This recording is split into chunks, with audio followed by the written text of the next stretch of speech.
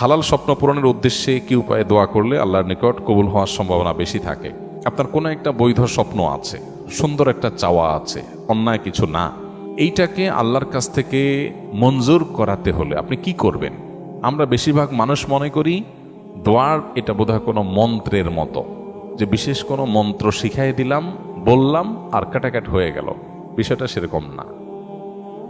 দোয়ার যে কনসেপ্ট, এটা আমরা অনেকে পরিষ্কার না জিনিসটা কি আসলে। দোয়ার কনসেপ্টটা হলো, আপনার সাথে আমার জানাশোনা আছে, আপনি আমার কাছে একটা জিনিস চাইলেন, কখন চাইবেন, চাইলে আমার মন মেজাজ ভালো থাকবে, এটা আপনি বুঝে বুদ্ধিমত্তার সাথে আপনি তখন চাইলেন।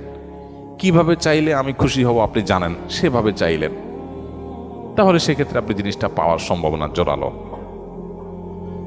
তাহলে মূল জিনিসটা হলো আপনার সাথে আমার সম্পর্কের ব্যাপারটা। আপনার সাথে আমার কোনো সম্পর্কের ব্যাপার নাই, পরিচয় নাই, জানাশোনা নাই, আস্থা নাই।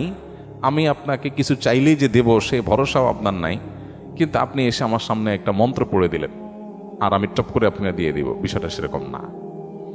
দোয়ার কনসেপ্টটা হলো আল্লাহ সুবহানাহু ওয়া তাআলার কাছে আমরা চাইব, কিন্তু আল্লাহর কাছ থেকে চেয়ে যেন পাই, তার জন্য আল্লাহর সাথে একটা সম্পর্ক আমাদের থাকতে হবে, ইমানের মাধ্যমে,